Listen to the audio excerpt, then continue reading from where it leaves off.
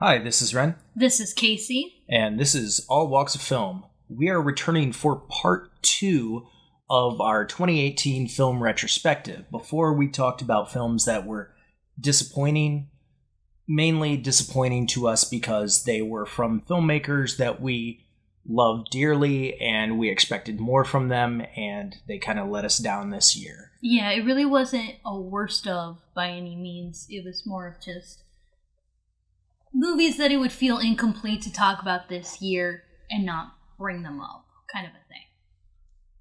Right, and if you want to see our worst of list, we'll post it at some time. Yeah, I mean, in general, I hate to say it, there's too many to count, and quite honestly, it's one of those things where there are some years where I want to do a worst of, and there are some years where I feel like it's not worth the trouble because everybody knows it's terrible and there's nothing left to say about it. Yeah. But that being said, this is now our top 10 best of list. Before we start getting into our top 10, we're going to do our honorable mentions. And there were actually a surprising amount to choose from. Like, granted, this year, like we spoke about in our first podcast, there were pockets of time where there wasn't a lot of great stuff coming out, but then there were pockets of time where there was too much good stuff, and it's just like, dude, spread it out. Yeah, and that's usually what causes me to not see as many films, especially when a service like MoviePass goes away. Well, a service like MoviePass goes away, but also, I think it was like 2 years ago, it kind of looked like VOD was shaping up to be like the film distribution way of the future. It looked like that because there was a really good amount of promising looking independent films, foreign release films, that sort of thing, where they were being released VOD and theaters at the same time, and the VOD sales were really helping keep the films alive. And yeah, especially independent films, specifically the ones that don't necessarily have a distributor, like a major distributor like Netflix or Amazon Prime or Hulu or something like that. Well, to be perfectly honest, I feel like those services are kind of what killed that, which is a shame. Because other than that, I haven't done a whole lot of research, but I don't have a very solid theory of why that was so promising for this brief moment in time, and then it just kind of went away. Yeah, I don't really have an answer for that either. But that being said, so let's get into our honorable mentions. So for me, I have Upgrade, Avengers Infinity War, Black Panther, Revenge, Mom and Dad, Three Identical Strangers, McQueen, and Loveless. My honorable mentions, I actually have a top 12 honorable mentions, one for each day of Christmas.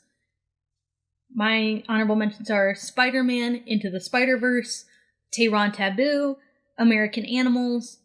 Thoroughbreds very, very almost made my list, but I would have had two positions that were tying two movies because they were kind of on similar levels, and I thought that was cheating. So that was my really precious cut that I had to make. How to Talk to Girls at Parties, McQueen, Wildlife, which is Paul Dano's directorial debut, Revenge as well, Hereditary, just because I know there's all those problems with the ending, but the first 80% of that film is a 5-star movie. Like, you can't really understate how good the first portion of that movie was. Bandersnatch, the innovative Choose Your Own Adventure film that's now on Netflix, courtesy of Black Mirror, and Criterion Collection's release of Tree of Life that includes a 2018 entirely new film of Tree of Life. Yeah, I really wanted to put this as my number one. Tree of Life is most certainly going to be on my best of the decade next year. Don't know where it's going to be yet. It's probably going to be number one, but I'm not holding my horses yet. There might be a film better. Terrence Malick is making another film that's coming out next year, so I'm going to be excited about that. This is going back into his narrative foray. This isn't going to be like the stream of consciousness stuff that he experimented with Tree of Life, which I think he did a really great job with. But, afterwards, like Knight of Cups and Song to Song and even To the Wonder. It pretty much didn't work again until he made this new 2018 Tree of Life. And the reason why I would even include it at all is this, in Terrence Malick's own words, this is not a director's cut. This is not an at-home re-release. This is legitimately just an entirely new film. And that's innovative in its own way, too. I will say one of the most fascinating things about the Criterion extended Tree of Life is that the original cut filled me with, a sense of joy, wonder, and awe. This cut devastated me to a certain extent, which it filled me with all that stuff, but it also gave me a whole bunch more questions, just about life in general that just kind of wrecked me, especially when it gets into some of the stuff that in the original cut, you see a little bit of darkness with the kids, but I had no idea that the movie was way darker than what was originally presented. Yeah. And, it's just an amazing cut. And even if you've seen Tree of Life, I strongly urge you to watch it again in this extended cut. Mm-hmm. Yeah. So let's kick this off with your number 10 pick. All right, so my number 10 pick is Spider-Man Into the Spider-Verse. And yes, I did actually watch this movie yesterday, but it was so good. And granted, if I had a little bit of time to think about it more, it might have been taken off the list. But, this was a really fun movie, and it also incorporated a lot of visual things that I've seen other films try to do, but this film really worked. There is so much visual flair to this movie. Specific moments that I'm talking about is like, actually including like comic panels and like things written down like you would see in comic books, but played out. It kind of reminds me of there was a video game that came out in the early 2000s called 13 that kind of did the same thing, where there was, you were playing the video game, but it would cut to like comic frames and look very much the same as like what this movie was going for. Also, Scott Pilgrim vs. the World did some stylistic similarities to that. And this movie also has a little bit to owe to Ang Lee's Hulk. Granted, not a good movie, but there are some visual flares that it's borrowing from. It wasn't necessarily a completely bad idea.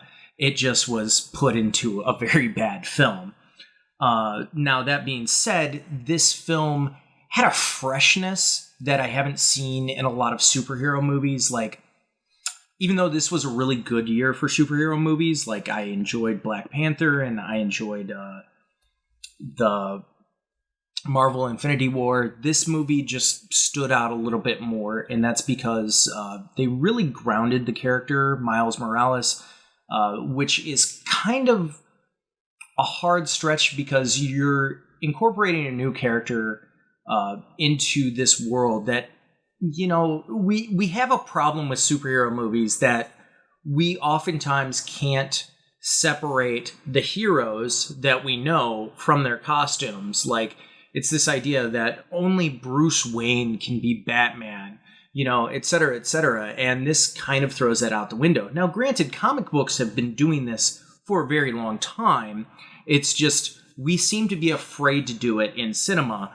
And, we're going to get to a certain point where actors are going to get too old and they're going to have to start either the universe over or continue on with different characters taking up the mantle. And I like the idea that the creator, we actually did see meet the creator of Miles Morales, who... Not the creator. Not the creator, but he was part of the inception of the character because he was the original been artist the one who's for drawn Miles Morales more than anybody else. Right. But that being said, I really liked what he said, which was, anybody can be Spider-Man. And that was kind of the idea in this movie, that, a young Latino / black kid, a mixed kid, which I like how they included in the movie without, slamming it in your face.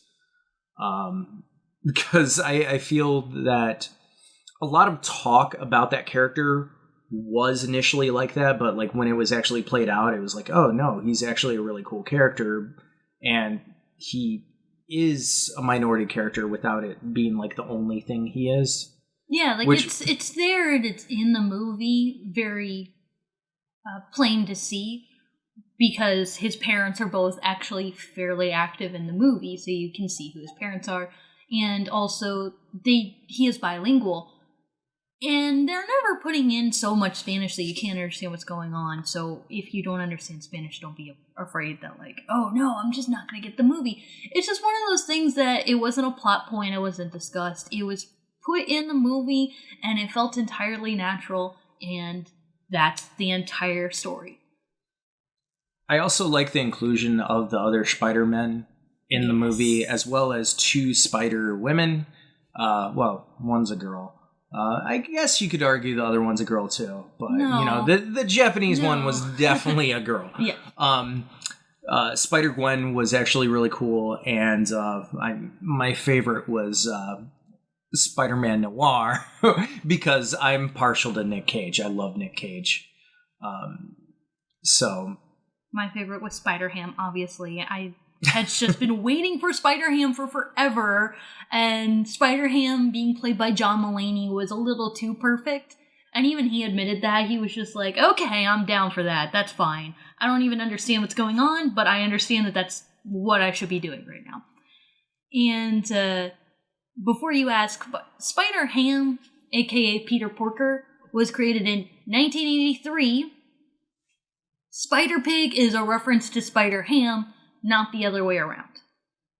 I'm pretty sure the Simpsons movie did not come out before 1983. So this is the one case where the Simpsons didn't actually do it first. The one time that you can just shove General Disarray's face in it. Nuh-uh. But I did really, really adore this movie. The art style was so distinctive, which is very difficult to do in animated films right now. And I was very impressed because I tend to be very sensitive in movies visually. I'm nearsighted and farsighted, so there were a lot of times where certain visual effects or 3D effects or whatnot can really agitate me. And this movie has a lot of playing with patterns and overlays and kind of giving you this sort of feeling of watching a 3D movie without your 3D glasses, where it's kind of blue on one side and red on the other side, and playing with a lot of hard lines and soft lines and a lot of visuals coming at you from all angles and a lot of day glow neon colors.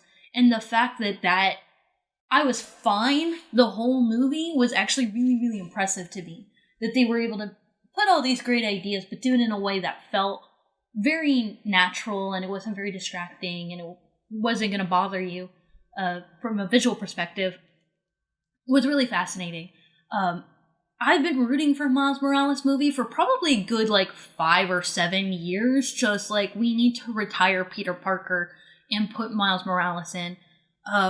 Unfortunately, doing it in an animated film was probably the best bet, because as soon as you talk about putting in a Miles Morales Spider-Man, it becomes a whole thing of why is Spider-Man gonna be black? Blah, blah, blah.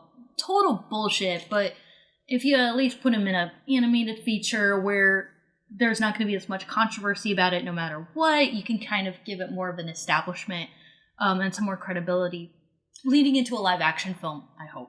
Well, I will say, to that sentiment, most fans of things aren't necessarily concerned I mean, you do have your like extreme alt-right types that are just like, this is my character and he's got to be white and all that kind of stuff. But like most people are just like, give me a new character. Exactly. That's the thing, is that the problem is that with a controversy like that, I truly believe that would probably upset about 15 people total.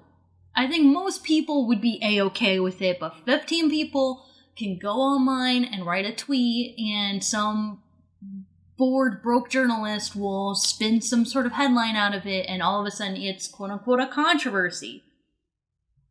But I think the success of a movie like this can still help curb that a little bit in the future. I do absolutely love the myriad of spider folks that are in the movie, and what I did really appreciate about this movie, number one, is that this is the only Spider-Man movie that has really excellent writing. Spider-Man Homecoming's writing is just about, it's okay, and every other Spider-Man movie's script is well below that, even the ones I really enjoy. So it was good to have like a really solid script to work around for sure, but there's been so much talk about, how do we include a multiverse into feature films, live action films? The DCEU is just a walking zombie corpse of a franchise at this point, and they've been talking about, let's do the multiverse idea, but they're too chicken shit to actually figure out how to make it actually work. Well, there's a lot of talks about doing the multiverse for Marvel, because a lot of the actors are starting to want to talk about, okay, how do we exit the franchise? We've been doing this for a decade or so at this point. Where do we go from here? And there was a multiverse before, obviously, in Flashpoint Paradox, but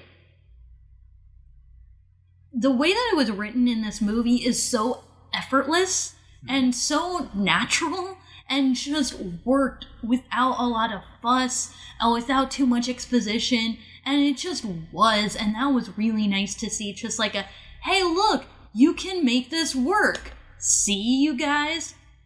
That was really nice. And then also, of course, the fact that the message of it is anybody can wear the hood, anybody can wear the cowl, anybody can be Spider-Man, provided you're bitten by a radioactive animal of some kind, a radioactive spider or a radioactive pig.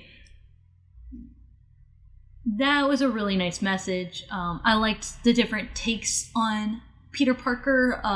You have the traditional Peter Parker. You have the more nihilistic, almost parody of, how has Peter Parker been 32 years old for 60 years? Shouldn't he be a little bit more like this? And you made him a fully fledged, more dynamic character. I loved a lot of the writing for Miles. He was just such, you're just with him the whole time. And he was such a well-developed character, like you don't normally see characters. Like, his interests, his hobbies, his feelings, kind of what mode he's in his life right now. You can kind of get behind him, and he struggles in a way that Tom Holland's Spider-Man is the only other superhero right now who's really struggling in any way. In the age of the Mary Sue and the Gary Stu, having a character who just legitimately is trying hard and is struggling and can succeed is really nice to see. And I thought that about Tom Holland's Spider-Man as well. And introducing Spider-Gwen, I think this was a really great take on Spider-Gwen and a good way to catapult her into her own franchise as well. Just at the end of the day, the reason why I wasn't going to make my top 10 is because as much fun as I had with it, it was still a comic book movie, and there's nothing wrong with that, obviously, but it was just a very contentious year. There were a lot of really good, just game-changing movies. If I had a top 12, it would probably be my number 12 spot. That's fair enough. So for my number 10, I'll just touch on this briefly because I know it's higher on your list. My number 10 is The House That Jack Built. So we'll save a lot of discussion for the movie itself, but I haven't come across a Lars von Trier film I don't adore yet.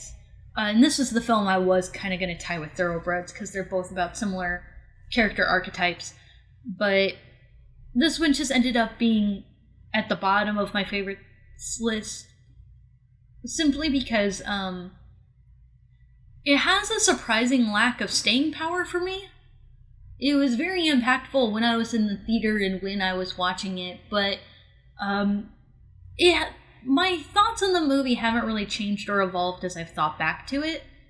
And if I rewatch it, maybe I'll feel a little bit differently, but a lot of these other films on the list, I mean, every single other film on this list, really, is a movie I just can't stop thinking about. I can't put it down. I think about it and then I realize, like, there was another layer to the movie that didn't occur to me when I was watching it.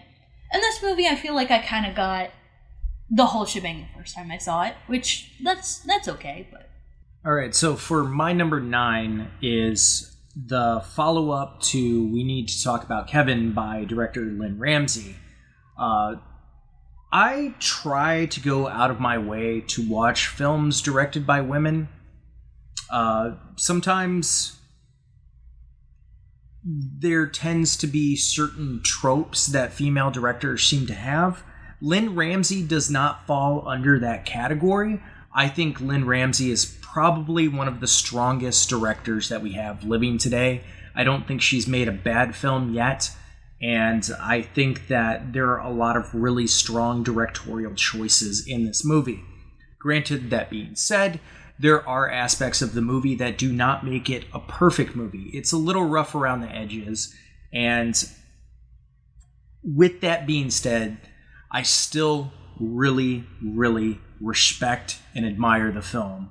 Joaquin Phoenix gives a very subdued and suicidal, angry performance. You know, there's this element of his performance that every moment he could snap even harder than what he's doing. There's always a sense of reserve about him in the movie that I do actually enjoy with his character. There seems to be this bloodlust to him that Lynn Ramsey does a very good job of conveying. I will say, however, at the very beginning of the movie, it does hint towards what could have been an even more interesting movie. I think we kind of got that with The House That Jack Built, but the beginning of the movie does actually feel like the movie could have been a lot more similar to The House That Jack Built than what it turns out to be.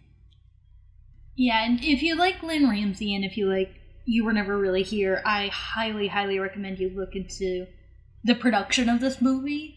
It was some hardcore nonsense.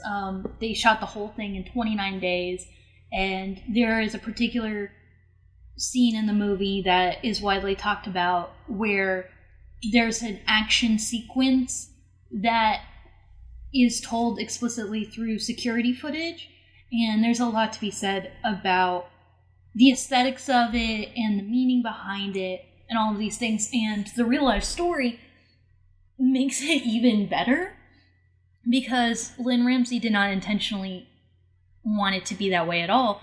She thought that there would have, out of those 29 days, there would be a full 3 days to learn some choreography, shoot this scene, and make that all come together.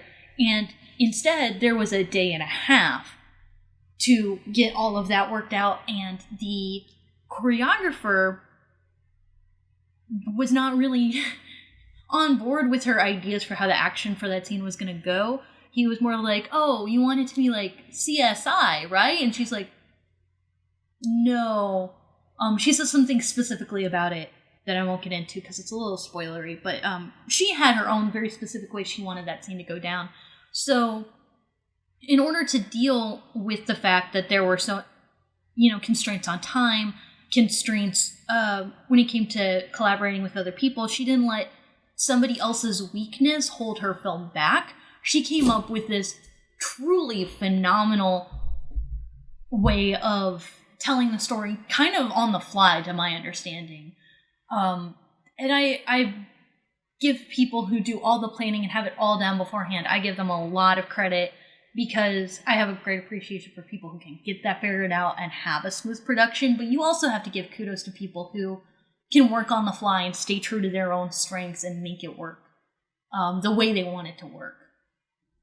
Yeah, and that's one of the aspects of directing that you don't see a lot of people talk about is like actually managing a set and trying to figure out solutions to very complicated problems.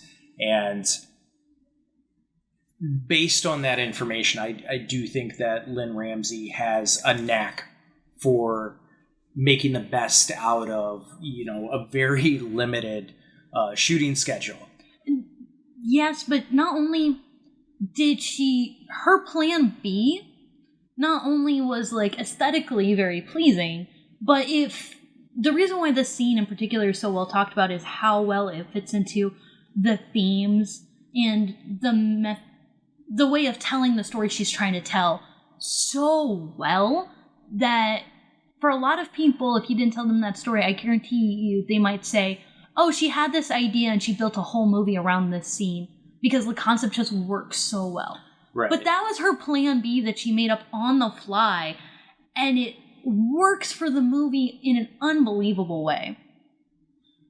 Yeah, another thing is I really love how Lynn Ramsey is absolutely dead set on not allowing the audience to have emotional catharsis with violence. Mm-hmm. You saw this with We Need to Talk About Kevin, and you see it again with this film, where like the reason why that action sequence works is because any other action director, or like most other directors, would do something more along the lines of The Raid or something like that. And while that's really cool, that takes away from the emotional aspect of it and, a much more critical eye of, like looking at the consequences of violence.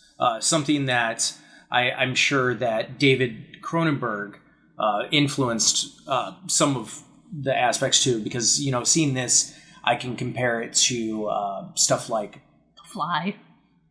Well, I was going to say like Eastern Promises or the History of Violence. Mm-hmm. Both films that are a criticism of, our enjoyment of violence.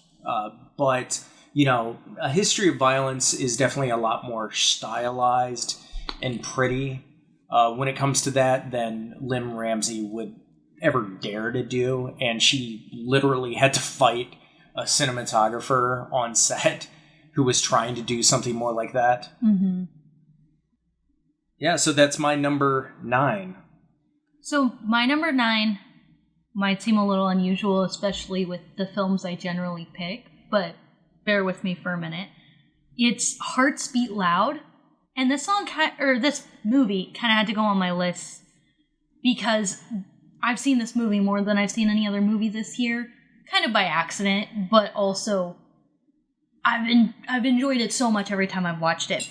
And I tend to look at movies based on how good they are at doing what they're attempting to do. And on the surface, a movie like this, for somebody like me, a movie like this has to work really hard to get on my good side whatsoever, because it's a comedic family drama. Like, just no, I've seen so many of them, and most of them are really dull, and they have really flat characters, and a lot of the jokes are just based on stereotyping, the characteristics of the members of a family or something like that, and they have a gimmick that I just can't get into. So it was already kind of in the hole from that front, but the performances from Kiersey Clemons and my one true love, Nick Offerman. I'm not going to try to get in the way with him and Megan Mullally. I just love them both from a distance. They're just the two of them just have such an amazing chemistry. You definitely buy that they are father and daughter the whole film. And the story is one that I feel is a little bit more worth telling, where the father is dealing with the anticipation of separation with his daughter, who's planning on moving across the country to go to college. He's kind of at a point in his life where he's having some difficulty coming to terms with where he is in his life. He's looking to shut down his record store that he's owned and operated for the past 17 years, as long as his daughter's been alive. But, now that she's leaving, he's trying to move on from that. And Toni Collette is in the film, and she plays his landlord who wants to help keep the business open. And Kiersey Clemons, I really hope I'm saying her name right, I might not be, plays his daughter who she's taking pre-med courses. She wants to go be a doctor. The only issue I have with this movie is so many times they say she's going to go to college, and at the end of 4 years, she's going to be a doctor. No. She's going to go take pre-med for 4 years, then she's going to go to medical school for 4 years, and then she's going to do an internship for 2 years, or a residency for 2 years. It's going to be a good decade before she's a doctor. Calm down, people. You're going to have to put in a lot more money than what you're thinking about right now. It's a little ridiculous. But their thing together is that they both love music. He's trying to hold on to that with her and get her to be in a band with him, but she's trying to distance herself from that and focus on her future. Already there's a lot more humanity in the story. There's a more nuanced conflict at play than what you normally get in family dramas of trying to stick together and trying to go your own way at the same time, which is especially difficult when, you have a situation where it's a single parent and an only child, and that's the whole family unit. And there are some really insanely sweet moments in the film, for sure, that, you'll just laugh and really get into. But at the same time, it is a very difficult movie to contend with because it's a film where the takeaway message is, doesn't it suck that you can work so hard and have so much talent and not do what you want to be doing? And at the end of the day, you just kind of have to find your happiness doing something else as much as you can. It's actually kind of a heartbreaking moral at the end, but not one that I think should go without discussion, because we are in this generation of kids where we're being really disillusioned from a couple generations of being told, oh, follow your dreams and you'll make it work and you're special and you have so much to offer, and then being entirely ground into the dirt by life. So having a movie like this that can have such a pragmatic view and still try to have a more optimistic edge is really nice. But it's also just a movie that I think handles everything and wants to handle really, really well. It's not a movie that would traditionally be described as revolving around a queer woman of color. But it does. It wouldn't really be described that way because that's true, and that's a very important part of Sam, the daughter's character, but that's not what the movie's about. It's very prominent, and it's very explicit, which is wonderful. We need a lot more of that. And it is really great to see a single dad who is supportive and affirming and also is not totally incompetent. So I love how it can have a lot of these more progressive views and ideas, but just really work in the nature of the film and not just be an agenda piece. And we need a lot more films that are like that. And then the other really important thing to mention is it's a movie about musicians, and the music is phenomenal. Really, really phenomenal soundtrack.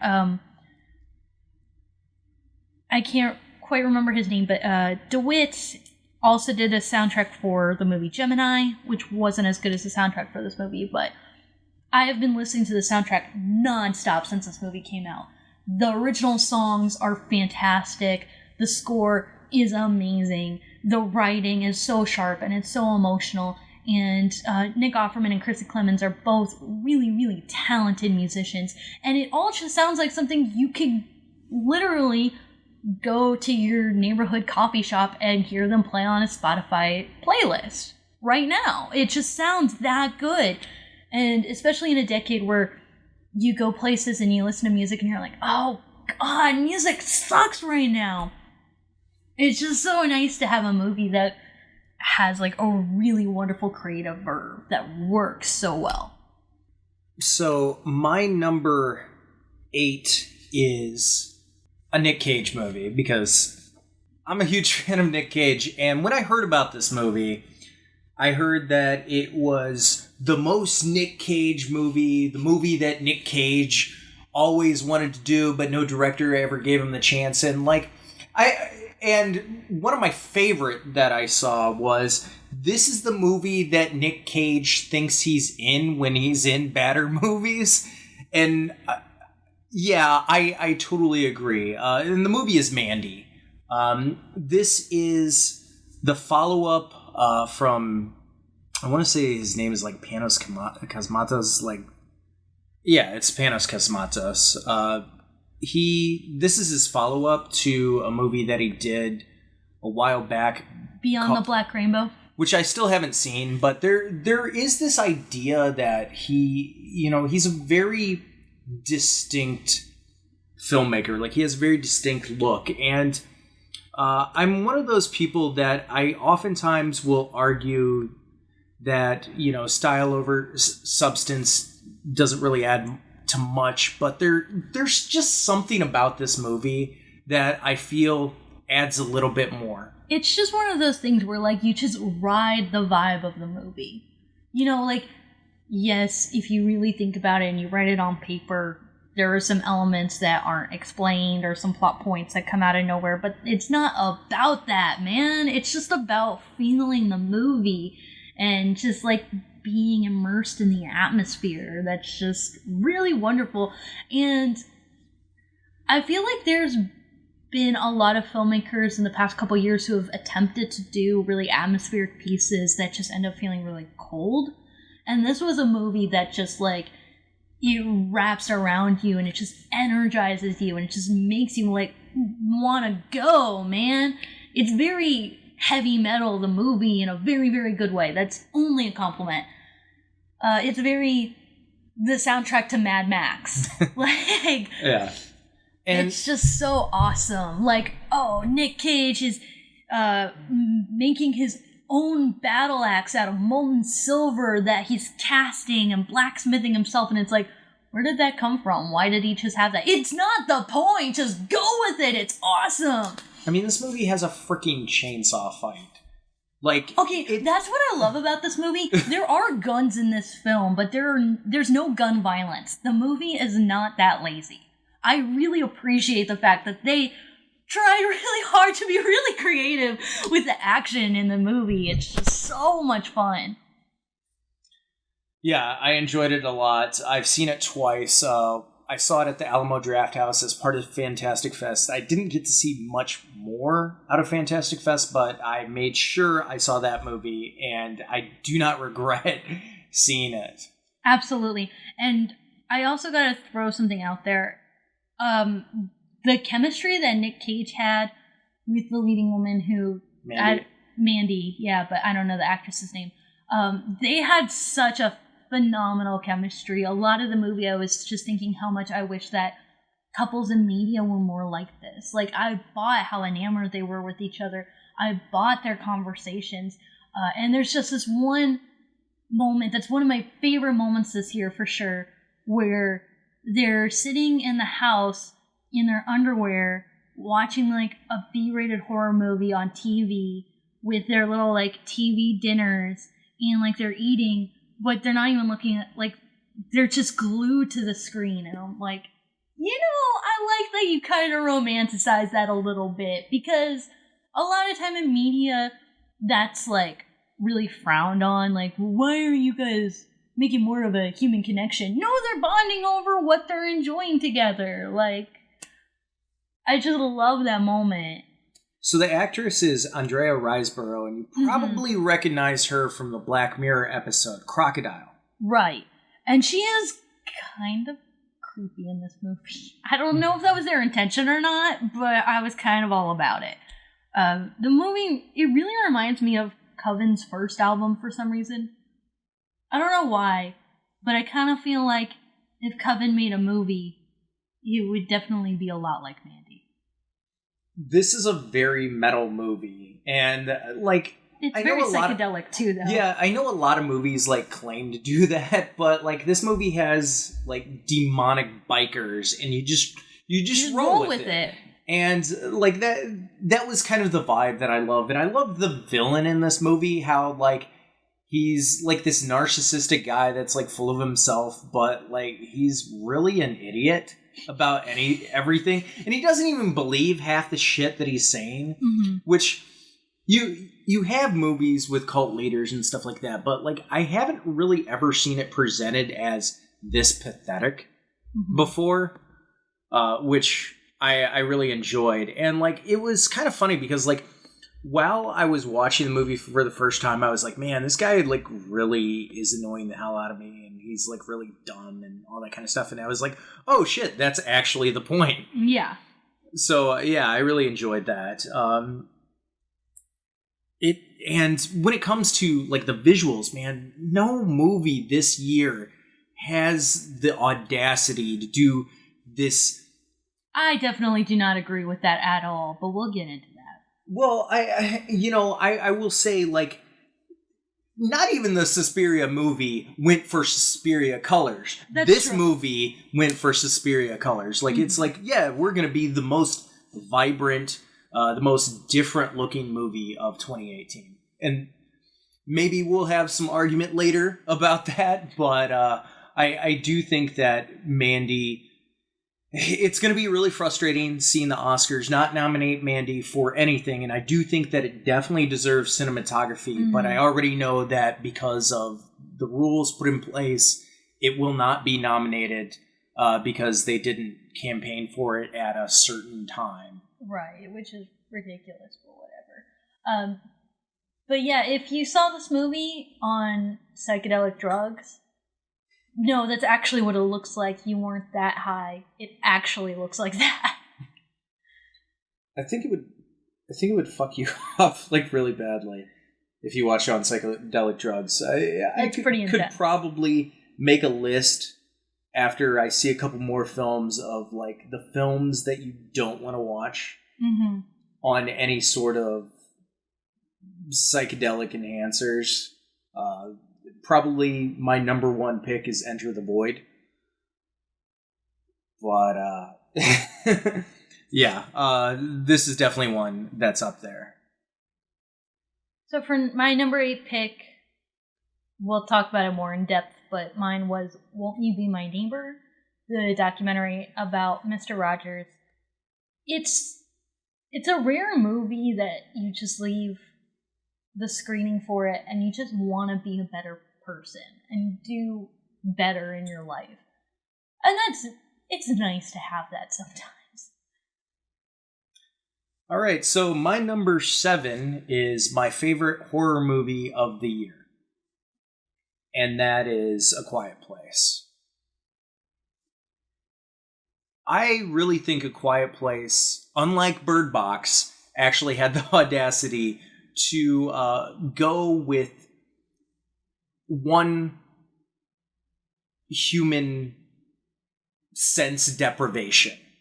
And, you know, that sense deprivation was sound. And it was really cool that they incorporated, you know, shutting the hell up in the actual film. And the sound design was fantastic. And I really loved how it was the first movie that I ever saw in the theater where audiences made a concerned effort to shut up. Like, even, like, coughing and all that kind of stuff. Like, people were trying to, like, subdue that. Granted, the first time we saw this movie, there were, like, 3 kids that were like, we're going to ruin this for everybody. And they got shut down by the theater, which was really cool. Because, you know, this isn't a movie that you have to experience in absolute silence or the closest thing you can. You know, I think that this is a great sophomore work from John Krasinski.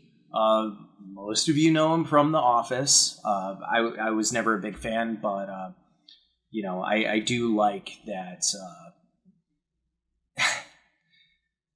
you know, he was able to both act in this movie and direct a pretty compelling movie as well. Emily Blunt is great in this. From my understanding, they're a couple in real life. They're married, yes.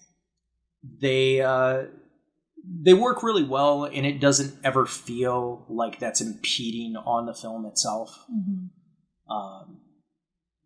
And there's just a lot of very careful craft of the film. And when watching the trailers, I was really excited about the movie being what it actually turned out to be, but was really afraid that it wasn't going to be that. It definitely looked like it could have gone either way.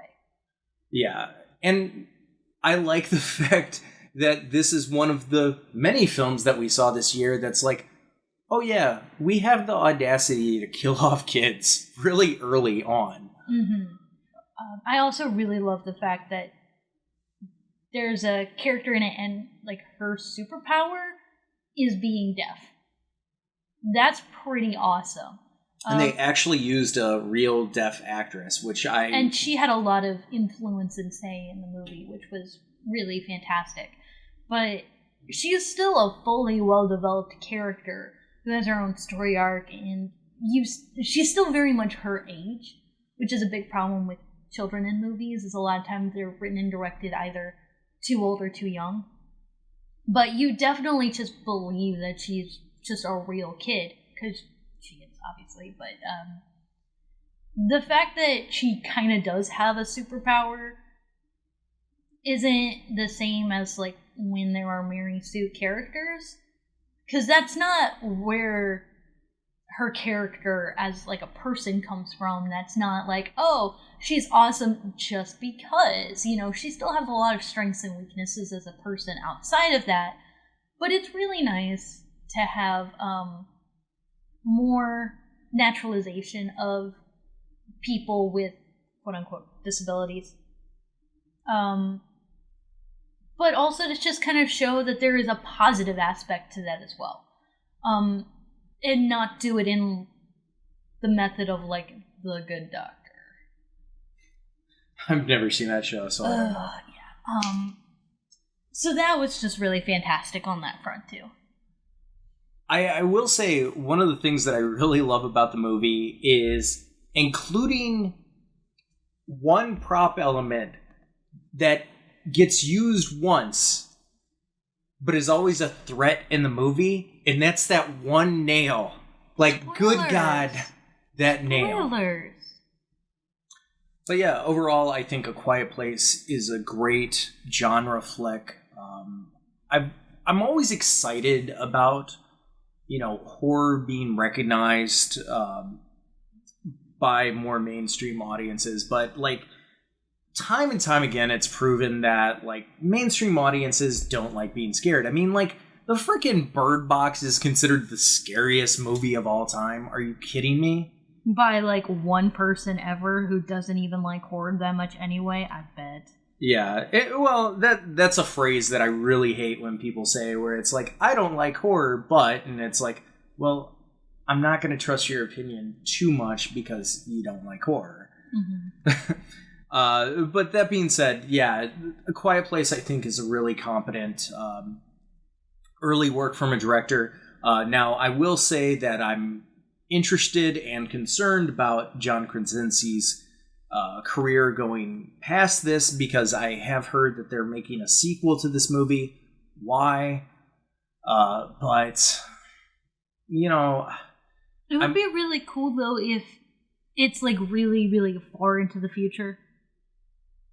Yeah. To the point where maybe there's only a character from the first movie, if any. That might be a better way to take it. Right.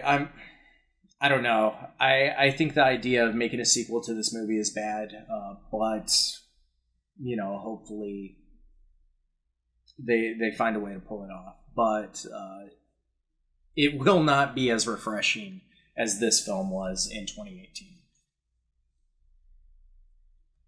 So my number 7 pick is South Korea's submission for Oscar's Best Foreign Film. It's the first time ever a South Korean film has been even shortlisted, which is a crying flippin' shame because the South Korean New Wave film movement is just so phenomenal. But this movie is Burning, which is the only adaptation of Great Gatsby that I even like at all. This is kind of funny. It's supposed to be based off of a short story by Murakami, and to my understanding, having not read the short story, they don't have a whole super lot in common, mostly because the short story is in fact very, very short. So and this is a 2.5 hour long movie. Exactly. But there are just such phenomenal performances all around. Stephen Yeun is the only actor I really recognize, but the lead actor, he's a very handsome looking guy outside of this film, but in this film he can really play up just being like an abject loser of a guy in a really, really compelling way. He has kind of derpy face in this movie. He really does. He definitely just has like that burnout loser sort of vibe, where he's just not very good at anything he's trying to do, which is really interesting. But the story, it's very quiet in a lot of ways. Like, there's not really a big set piece for most of the movie. It just sort of unravels in a way that it still keeps your interest, for sure. Like, you're still captivated by it because you're really compelled by the characters and the sort of general vibe of the piece. But it's one of those movies where there's a lot of suspense without doing a lot, which is really interesting. You don't see that very often. Normally, you have to ramp up really high to get any kind of genuine suspense at all. But this is one where it has more of a backseat sort of vibe, but it really does kind of keep you like, where is this going? It's kind of like, it really is, it kind of feels like when you're in the backseat of somebody's car and you're not sure if you're going to make it home. So you're just kind of watching and like looking to make sure you're going the right way, but you don't want to be rude and be like, you're not going to kill me, right? It's just a very interesting, mysterious piece, and I think that a big part of the reason why it's one of the only Great Gatsby adaptations I like at all is because I really dislike Daisy as a character, and the essentially Daisy character in this film is so compelling. She's really interesting, and the actress who plays her has a lot of charisma. And you just kind of, you do want to follow her. You do want to make sure that she makes it out okay. But it's just really surprising how much suspense there is in this movie, and how much this movie, and I forgot to mention this, Hearts Beat Loud does this as well, but especially with Burning, they tackle the issues of classism, like the very contemporary ideas around classism, really head on in an interesting way. Yeah, and that's something that another film that we haven't seen yet, but another film from a different Asian country covers, and that's something that you don't see a lot. And that movie is Shoplifters. The only reason we haven't seen it yet is it hasn't opened near us. When it does, we're going to go watch it. Yeah. But there seems to be a strong aversion to talking about poverty in really any country, but especially Asian countries, because it's not pretty. It's not something you want to look at, but it affects most people, despite, what conservatives and, people on certain political linings would like you to believe. Mm-hmm. Yeah, I think that Burning was a really fascinating movie. Didn't quite crack my list, but it was a really enjoyable film. It definitely felt a lot different than most Korean films that I'm used to. There is but I really something of like the that. Korean New Wave that like there's a certain feel and style and storytelling methods that are done, and this felt a lot more Western than those films. like there was a casualness to it, which somebody who's been to Korea, I can say that, yeah, that definitely feels much more Korean, because when I try to explain the differences between like different Asiatic countries that I've been to, like the Philippines, Malaysia, Japan, and Korea, like, you know, Korea has their own distinct, you know, style that definitely feels a lot more Western than some of the others. I mean, Hong Kong and Korea are like closer, but you know, you go places like Japan, and the culture is very different. Yeah, it was a really fascinating movie. I'm really glad that we got to see it, and hopefully, you know, at least one year, Korea actually gets nominated for something. Probably not going to win, because Roma is probably going to take it home for foreign language film. But it would be really excited to see the film just be nominated. Yeah. We'll see if that even happens. All right, so my number 6 is First Reformed. First Reformed was a really fascinating film. My mom's a minister, so I was kind of driven towards this film. And I know it's a little bit higher on your list, so we'll talk about it in a minute. Right, my number 6 choice, which you and I have very different opinions on, is The Favorite by Yorgos Lanthimos. It was certainly not my favorite of Yorgos Lanthimos. Right, well, that's your opinion.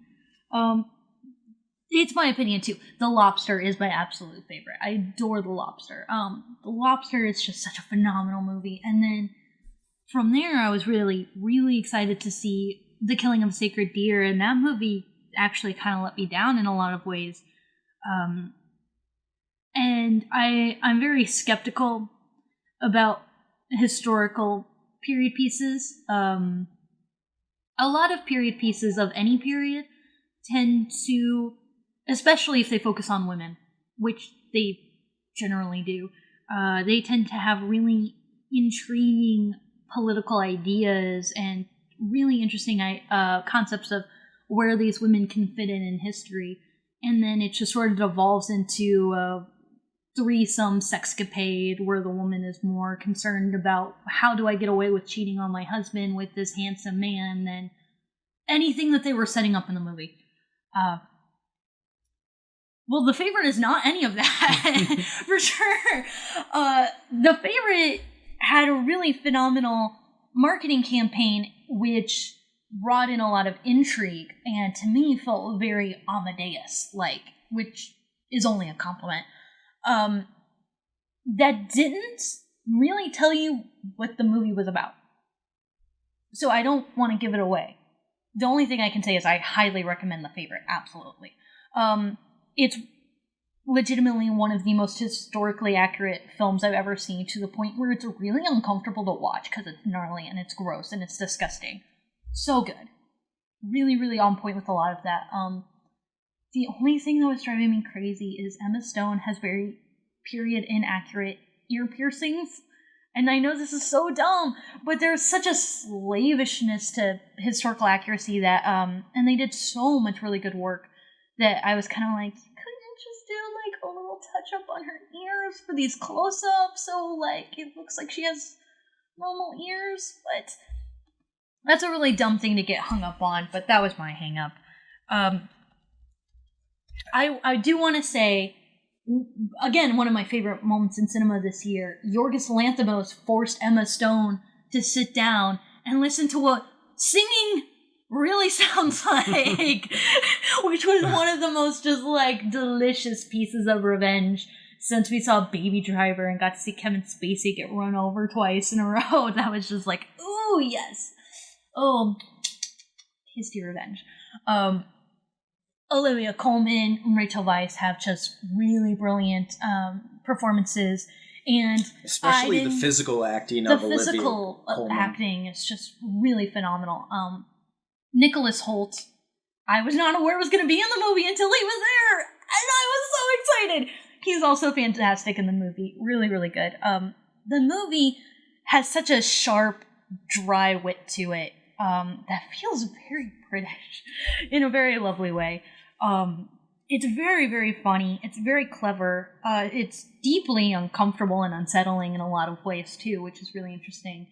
And the female characters have such amazing, nuanced development and characters and writing that, I mean, I could just write an essay all day about just how incredible their individual stories are and how their relationships with each other are so nuanced in ways that you don't see a lot in movies right now.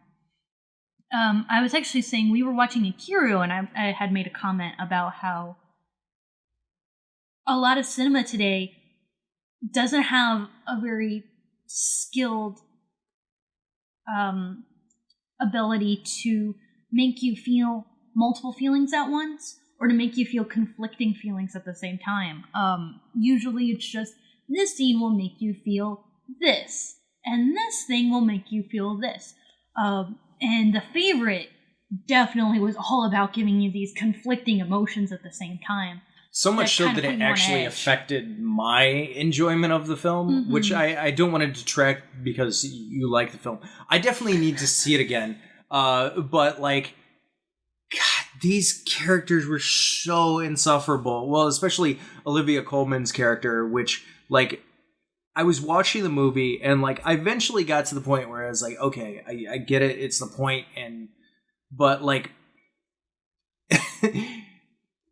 she's such a whiny crybaby that, like, there are grating things about her where I was having a harder time watching her than, like, watching Joffrey in Game of Thrones. Right. Like, you know, it was just like, but there was Jesus a lot. Christ. To me, I kind of don't know why that bothers you that much, simply because there's a lot of reveling in her own pain that she brings down upon herself in this movie. Well, I think part of it is, like, and, you know, another thing, I get that this is the point of the movie, but, like, the movie doesn't give you a lot to latch on to like about anybody, which I found that affecting my enjoyment of the film, which is why it's not on my top 10, but a very competent film, a very good film. Obviously, I prefer Yorgos Lanthimos's created worlds versus, you know, him trying to do, like, something historical. My favorite film of his is Dogtooth, and I would like to see him return to that, but this was an interesting foray, and, you know, I think that there is, you know, great production design. All the acting is astounding. A lot of the dialogue is really on point and, like, really sharp. Yes. And it's one of those things where I don't really have anything against the movie. It was just, like, my own personal enjoyment watching it. Granted, do not watch this movie when you're tired, because I watched this movie when I was tired, and I think that did affect my enjoyment of it a lot. Right. This movie also has very interesting takes on very controversial topics, particularly in film. They tend to cover some things that in film are generally just bad. This thing is bad. Don't you see how bad it is? And they tend to make it a lot more nuanced, which is really fascinating. I'm speaking very vaguely just because I really don't want to give away what the movie's about. But there are some things where they're taking a creative license on history. For example, I won't get into what the bunnies are about, but at that time, bunnies weren't really kept as pets. There's no evidence that Queen Anne had pet rabbits. You know, there's some things like that where I'm just not going to care, but there is one big glaring problem with this movie, and that's the fact that they entirely omitted her husband. And I'm not quite sure how that fits in. That was a really odd choice, quite honestly. And by her, I mean Queen Anne. I think his name is King George, I want to say. And without giving anything away, that certainly does allow for some of the things to happen without question if but he was present. Yes and no. It allows that was ease already of being thing. well, There's a certain something ease that of at the things. time was already being discussed and being questioned. Okay. So him being there or not being there, I don't think really affects that. It's just one of those odd things where you're just kind of like, excuse me. But yeah, number 6, just absolutely loved this film. Again, one of just those movies that I can't stop thinking about and toying with. And I love the fact that I loved watching this movie with a big group of people because it was really fascinating how this movie brings up certain questions and you kind of discuss the questions in a round table. And everyone kind of has a very different answer and takeaway of how, like, what did this actually mean to this character? Or did this character really think or feel this, you know? Which I think is I think that that's actually really fantastic. Speaking of fantastic, my number 5 is A Fantastic Woman. Granted, a lot of people will argue that this is a 2017 film. I'm going to argue that it's a 2018 film because it was released for most audiences to see in 2018. A lot of times when festival movies come out, it's like, well, technically this is a 2017... No, everybody saw it in 2018. It's a 2018 film. And granted, like, Disobedience came, like, right after that. That doesn't really affect my enjoyment of this film. This film is powerful and covers a subject matter that I've seen tackled in film, but never better than this. If you want, we can actually just go ahead and discuss it now. I'm okay with that. Okay. Unfortunately, this director had a follow-up later the same year, Disobedience, which was disappointing for sure, but A Fantastic Woman, it's definitely significantly higher on my list. This is just one of those movies that is a game changer in cinema. I do think the fact that you hired a trans actor to play a trans character was really flippin' important, and that should just be the standard, duh.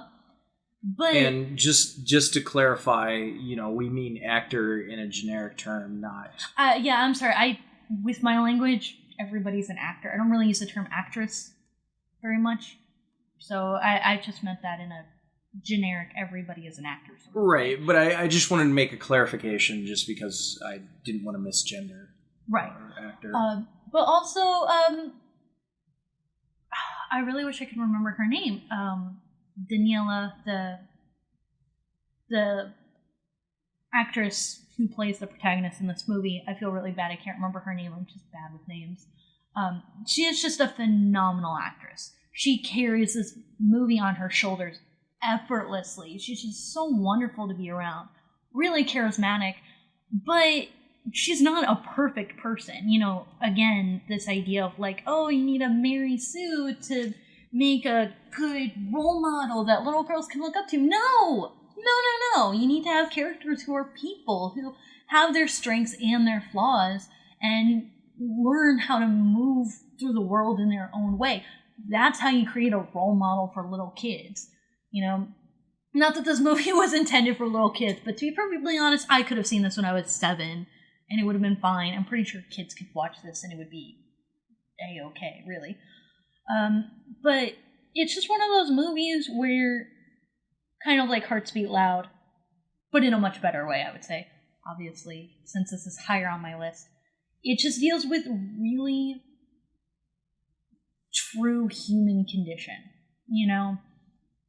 And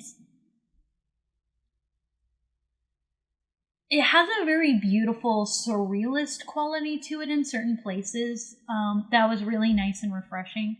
It's not entirely surrealist or realistic. It had a really beautiful balance that I was enjoying throughout the film, where it was realistic when it was talking about, you know, the truth of the matter, but it was able to be a little bit more surrealist when it was trying to tap into conveying the human emotions of the main character. And that's the kind of filmmaking, it's not revolutionary, we've seen that occasionally, but I would like to see more of that quality in filmmaking for sure. Yeah, I would too. And I will say this is certainly the most human of all the films that I've seen this year. Just really down to earth and really getting into, what makes this person tick. And it's one of those things that I've always been fascinated by, is this idea of being an alien in your own skin, and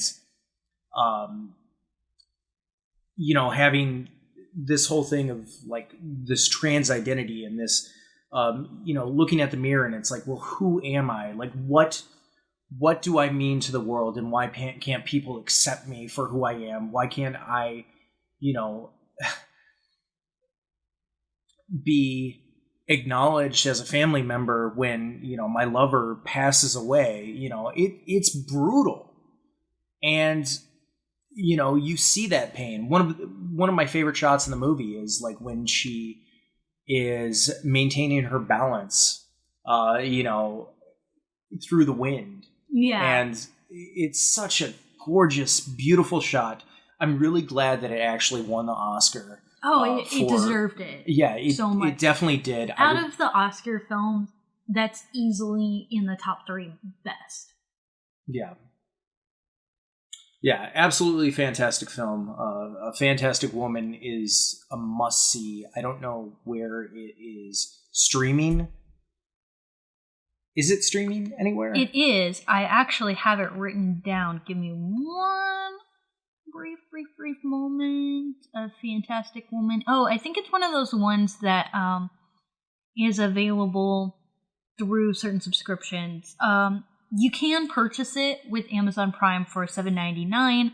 It is available on Starz if you have a Starz subscription through Amazon Prime, Hulu, or if you have Starz on demand or Starz on your cable TV. It's available on demand through Redbox, and it's also available for purchase with YouTube or Google Play for $12.99 and with Vudu for $13.99. Yeah, so unfortunately... But it's worth it. It really is worth it to support this film and to support this director and to support this actress. Like, even though Sebastian Lelio, the director of this film, disappointed us with his follow-up. I haven't, totally lost faith in him altogether, though. Right. So my number 5 is a tie between the two films that ask the question, will God forgive us for destroying his creation? And that's First Reform and Apostle.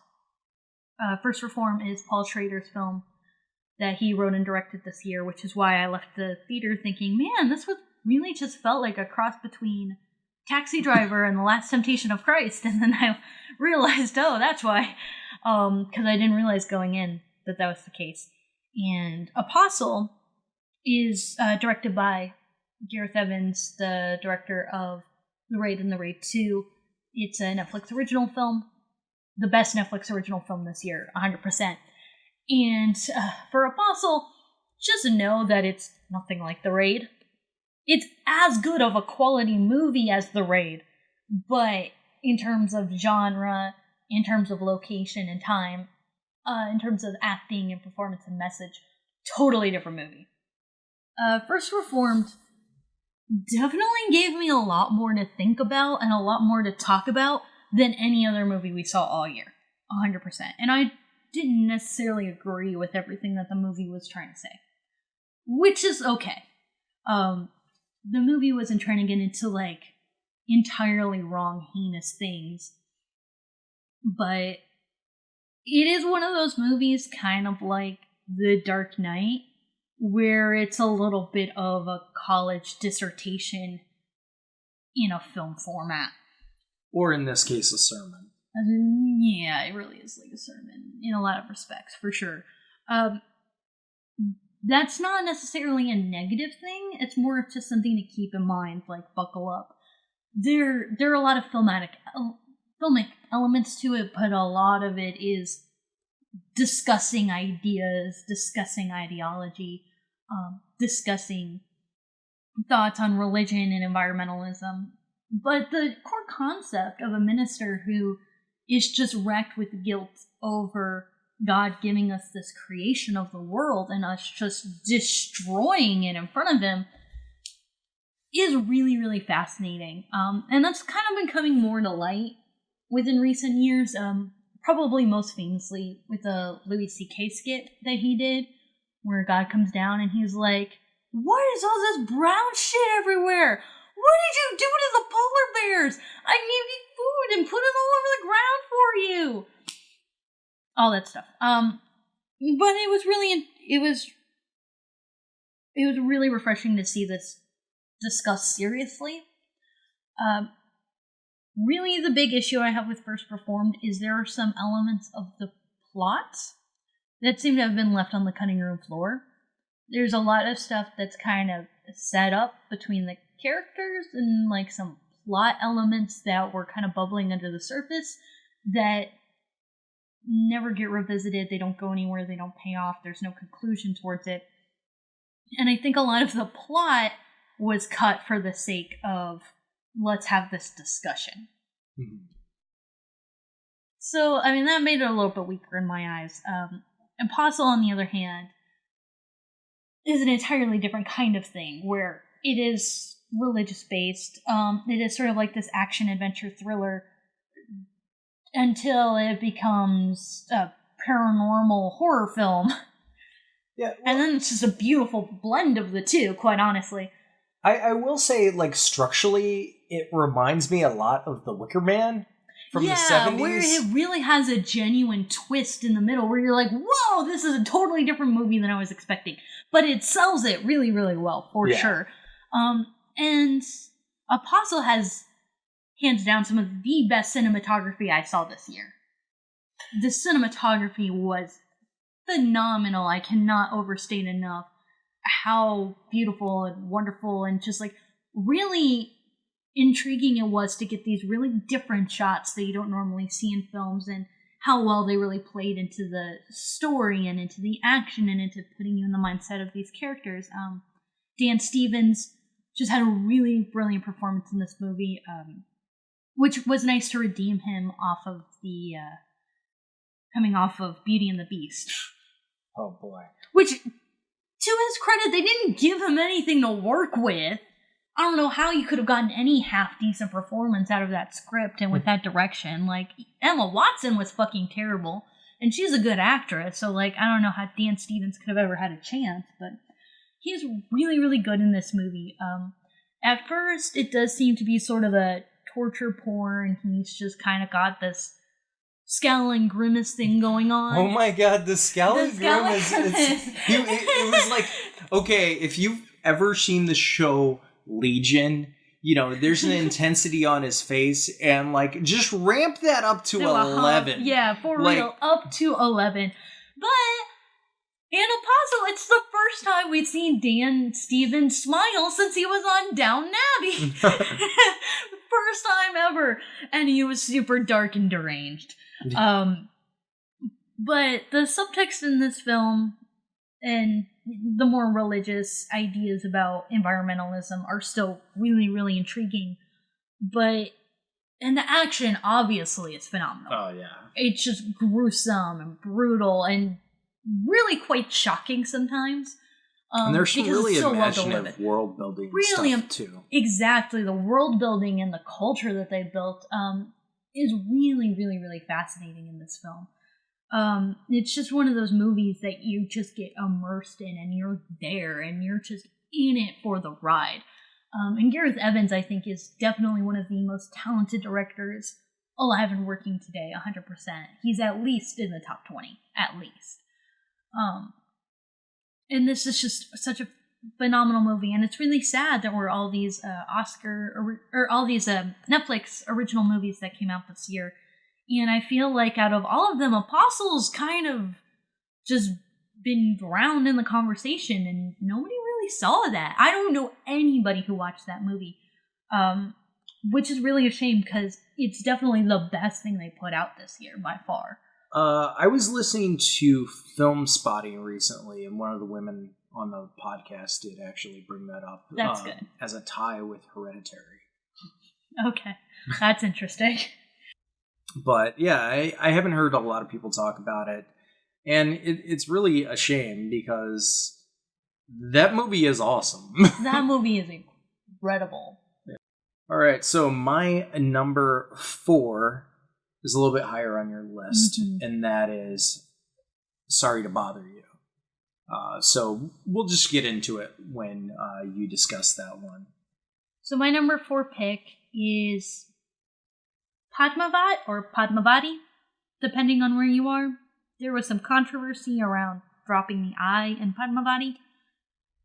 I don't even understand the concept behind that. It doesn't really make a lot of sense, but then again, I'm not Indian, so... I'm pretty sure in America, the release everywhere was called Padmavati. I'm pretty sure. And it's a kind of Bollywood musical film that is based on an Indian epic about Padmavat. And it was a movie that was super controversial when it came out, banned in a whole bunch of countries, broke the American box office, so we had to go see it. And it was just absolutely phenomenal. This movie is so flipping good, you guys, and it is on Amazon Prime. It's the only film by this director that you can watch on Amazon without a subscription to one of their other libraries. Which is really a shame because I saw this movie and I was like, I want to see all his movies now! This movie is so amazing. I think it's now one of the most expensive films ever made. You know, they're always making the new most expensive film ever made. Right, but like we oftentimes do not talk about Bollywood whatsoever in any manner. Yeah. But this film is just absolutely fantastic. All of the actors were so phenomenal. The choreography, the music, really amazing. The songs were really memorable. They really stuck out. They helped with the characters and the story in a really strong way, and they were wildly entertaining. But the storyline is just so fascinating. This woman of this... I'm going to ignore a lot of the names of the areas because they're real places, and I definitely don't remember them. When this movie came out, I did a whole lot of research into it, but that was a while ago. But this woman who is the princess of this more rural area marries the king of, a different... The Rajputs. Yeah. And, she gets married, and a lot of this movie is about, okay, now that she's, a princess who is now a queen who's married to a king, she takes that role very seriously. What do I do for my people? How do we rule well? How do I support, my husband, the king, all this stuff. And there's a lot of the court trying to be like, well, you're the woman. You don't do anything. You're not allowed to do these things. And she's like, no. I am a capable human being, and I will do what I need to do because it's the right thing to do. And I don't want to get into the plot too much because I don't want to spoil things, but her character is just really, really wonderful. She's really charismatic. She has this great dance number towards the beginning where it's their wedding, I think, and she has these poles full of fire that she's like spinning around with, and it's crazy. And she has really just a phenomenal connection and chemistry with her husband in the movie, who is the king. There was a big controversy during this movie because she actually got engaged to the actor who was playing the villain in this film. And the reason why it's controversial is because the actor, like the villain, is Muslim. And this movie ends up being a lot about this holy war between this Hindu tribe and this Islamic tribe. And the villain is just, again, so charismatic, so wonderful. Really phenomenal performer with the best musical numbers in the whole movie. Just really, really fantastic stuff. There's a great machismo-ness in the men's musical numbers.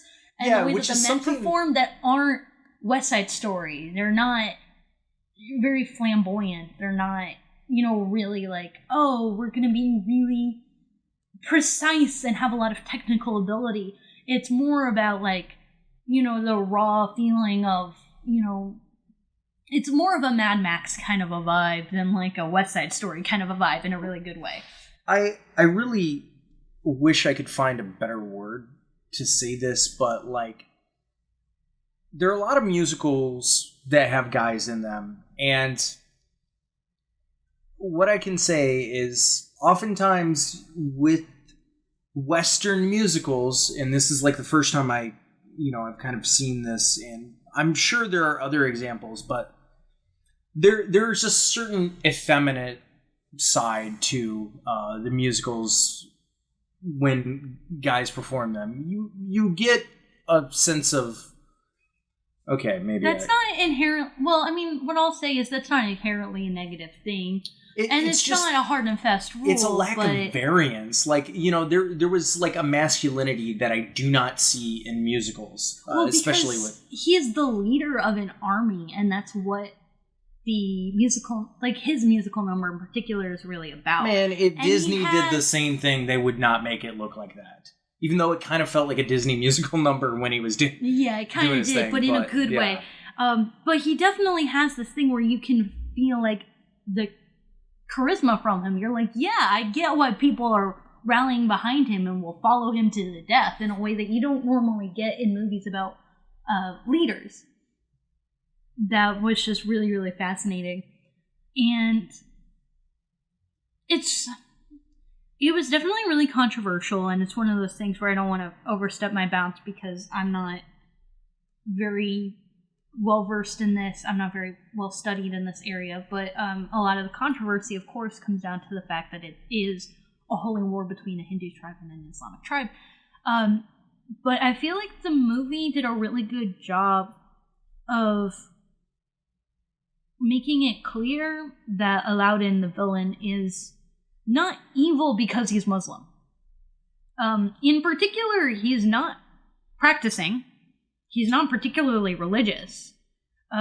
There's a scene that explicitly shows like everybody in his army they're praying, and he's not, because he's not practicing. He doesn't really believe in this stuff. And I thought that was a really interesting way to go about it, where he's leading like a Muslim tribe, but he's not evil because he's Muslim. And in particular, he's married to a woman who's very devout, and she is not portrayed as evil whatsoever.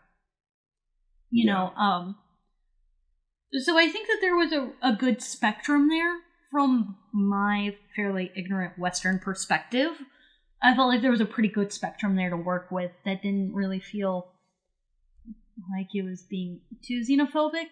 But there is a point where Padmavat, who is very clearly supposed to be in the right and a very righteous figure, does kind of say something along the lines of like, there are battles in history where it's pure good versus pure evil, and the good side will always win out, and that's our side, and they're the evil ones, so they're going to go down. And when you do have that religious divide, it does sound very much like, yeah, you guys are evil and you're going to die and you're in the wrong because you're Muslim. And I can't really argue with that too much. But to my very Western atheist sensibilities, this movie was just so much fun, so wildly entertaining, really fantastic writing, wonderful musical numbers, and it was very like rah girl power in a really fun way that I enjoyed. Yeah, I enjoyed the film a hell of a lot. Didn't quite make my list, but boy, was that one of the more fun movies this year. And we saw it in 3D, which was kind of cool. I was like, 3D Bollywood movie, yes please. Yeah. And it was also just a spectacle in the art department. Yeah. Well, they certainly got their money's worth, when it came to like production design and everything like that. Yeah, absolutely. All right, so my next one is higher on your list, Blind Spotting. We'll talk about it later. All right, and then my number 3 is A Fantastic Woman, as we've already discussed. All right, so my number 2 was your number 10, and that is The House That Jack Built. The director's cut. That's the only version we've seen. So there was this huge controversy about this movie coming out because apparently they screen this movie without the MPAA's approval, which is kind of the most punk rock thing a filmmaker has done this year. So we had to see it. We got the tickets immediately. Granted, we were in the front row, which is not ideal, but, you do what you have to do. And we saw this movie completely uncut the way that people saw it at Cannes. And I enjoyed the hell out of this movie. I wasn't really sure what I was getting into watching this movie. I knew it was about a serial killer, but that was about it. It's Lars von Trier's next installment. And Lars von Trier is definitely a director who does not like to play by the rules. His last film was essentially a pornographic film. And the film before that was, a movie about a woman going absolutely crazy. And before that, he did a film about... his last film before that was about a woman going crazy, but it was about like the end of the world and the apocalypse. Sorry, I got Melancholia and Antichrist mixed up, as far as release dates go. But absolutely visionary. Lars von Trier is, and I get it. This is definitely going to be my most divisive choice. Because a lot of people will see it and it's like, oh, well, Lars von Trier, that throws people out of the loop. They don't care. It's Lars von Trier, he's an asshole, et cetera, et cetera. And then the entire marketing for this movie is based around the divisiveness of the movie. Like, every ad, every article, every poster includes the bad reviews calling it one of the worst things ever, abominable, disgusting, all these horrible things. Right next to all these people saying best film of the year, true masterpiece, etc., etc. He's into it. Yeah. So this film stars Matt Dillon as a serial killer named Jack, who in the very beginning of the movie says that he's going to tell you 5 different acts, all in random order. Interestingly enough, they point this later, most of the acts involve killing women and their elements of misogyny, which they also discuss in the film. But that being said, his first kill is Uma Thurman, and he kills her with a jack. Yeah, this movie is that on on the nose. On the nose. And, I get that can turn people off, and people, some people in higher art, echelons might say, oh, well, it's so obvious and, blah, blah, blah. And, to a certain extent, that's true, though. It is true. There is a thing to be said about how this movie, Jack, is Lars von Trier. Yes. In a very obvious way. And if it's not obvious enough by watching the movie, towards the end of the film, there are multiple times where he explicitly says it very clearly. Yeah. And I don't begrudge people who they get turned off by that. It's one of those movies that kind of is 2 separate movies put together at a certain point. And if you can't vibe with that, I can't really blame you. Also, I gotta say, this movie has the blackest of black humor. I'm really glad that he did a comedic movie, though, because he's had splashes of, comedic moments throughout his films that I've always thought were very effective, but I always felt like they were effective because they were so concentrated and in such small doses. If you had told me beforehand he's gonna do a very comedic film, I would have been like, oh god, that sounds terrible. But no, he is hysterical. He is a very funny guy.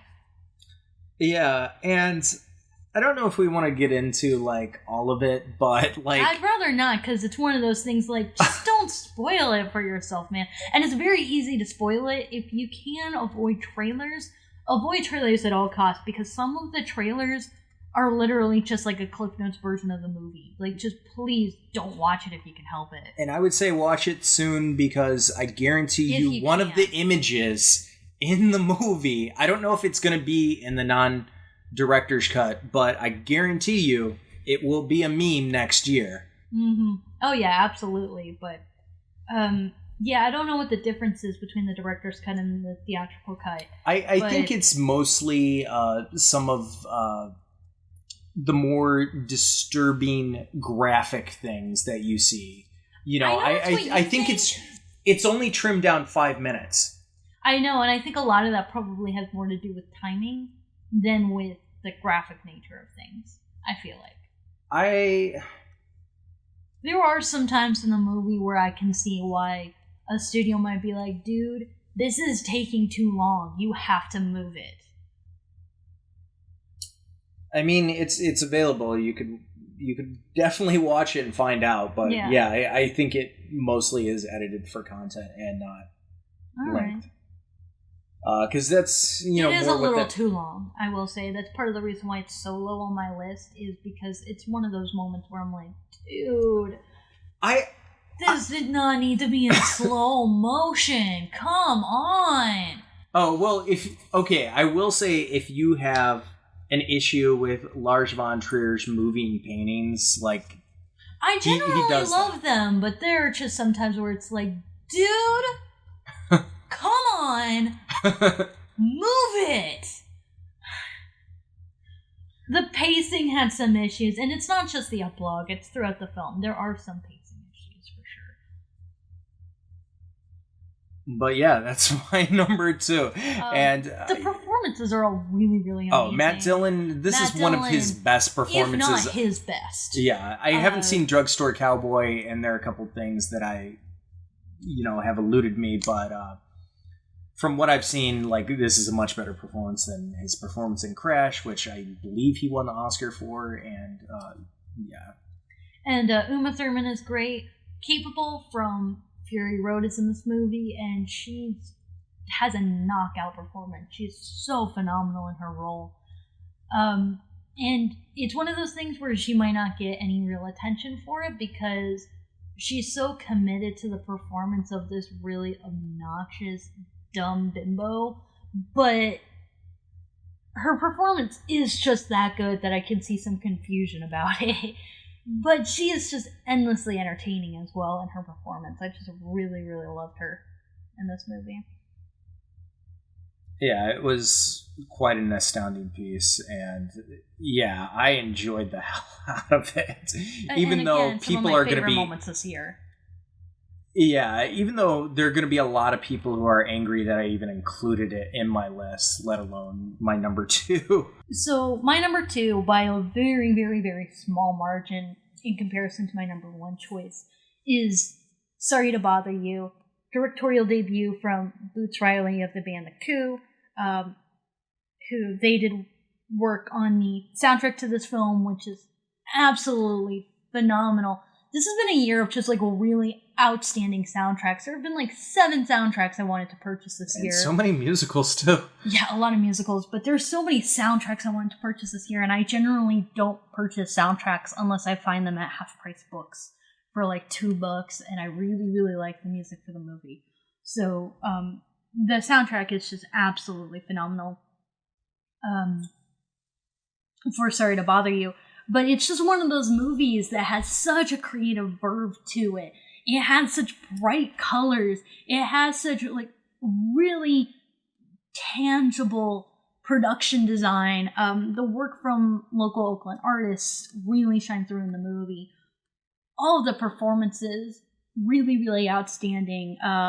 Like at Stainfield, Tessa Thompson just bow down at her feet. She's a goddess, and we're lucky that she's here doing anything at all, really. Steven Yeun, once again reprising his, watch out, I might steal your girlfriend kind of thing that he had going on this year. For some reason, everyone's just terrified that Steven Yeun's going to steal their girlfriend. Terry Crews, really phenomenal. Arnie Hammer, who I was kind of terrified of just coming in and fucking up this whole movie. Really, really fantastic in this film. The writing is so sharp, it's so on point, so flippin' funny, so funny.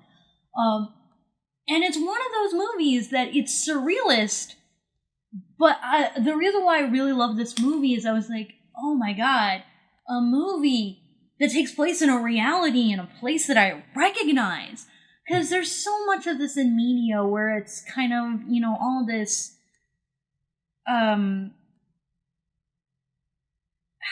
what's the right word for it? Where it's just, all this really yuppie, higher class, rich, hoity-toity lifestyle. Really bougie kind of stuff. Even in movies I liked, like I really enjoyed Thoroughbreds. That movie is bougie as hell. I do not recognize that reality.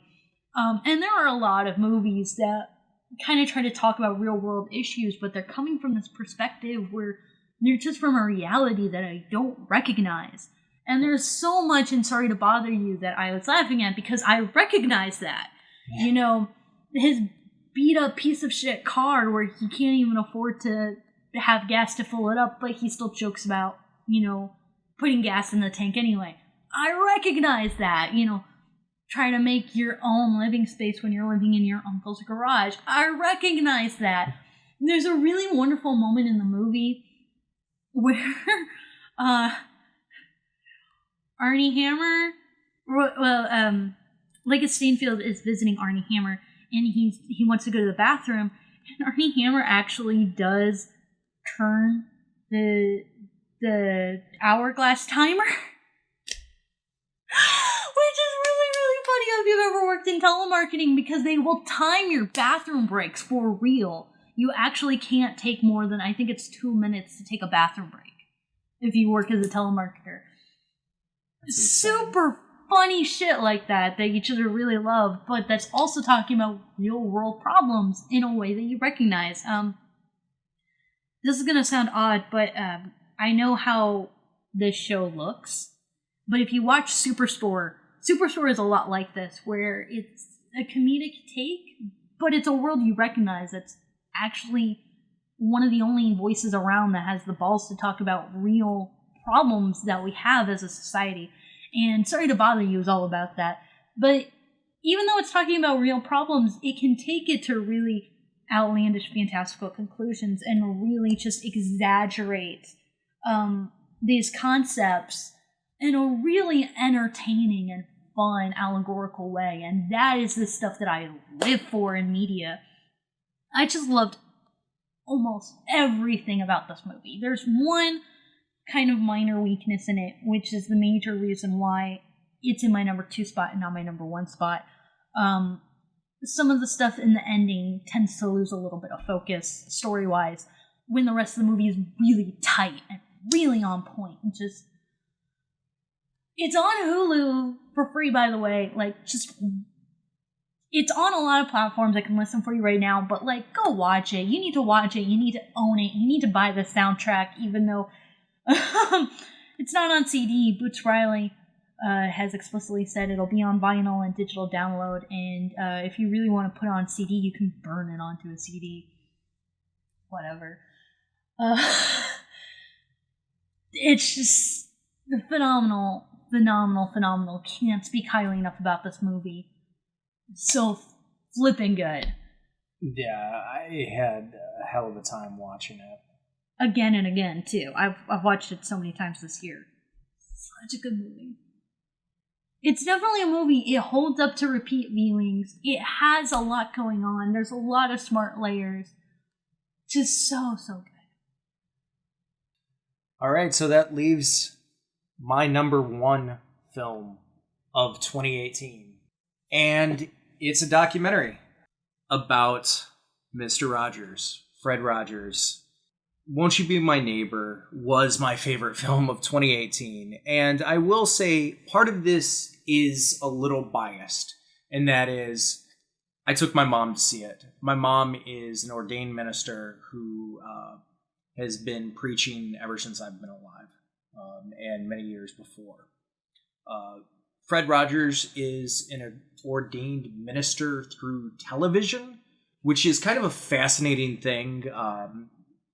And, there's this idea that he wanted to provide children's entertainment that never talked down to children and never, did the thing that a lot of shows did at that time, which is resort to slapstick humor and all this kind of stuff. Like, Mr. Rogers wanted to educate kids on serious issues. And, like, it's one of those fascinating things while watching it, like, just how progressive he actually was. Because, watching the show individually without having a guide of which episodes to watch, it's kind of a really kitsch show. Like, it's one of those things where it's like, oh, well, this is sweet and pleasant. And when you're a kid, growing up in like the 90s, it's like, well, it's kind of boring and, all that kind of stuff. Like, I'll be honest, about that, because, like, there was a very specific style that he had. He wasn't necessarily graceful in singing or dancing, but there was a charisma about him that you were just drawn to. He is the person that I won't even say that people aspire to be, because, like, there's a sense of purity about Mr. Rogers that is so fascinating. And, I almost say this as a spoiler, but, like, the real fascinating thing about him is, other than one thing, there's really no dirt on him. There are a couple things.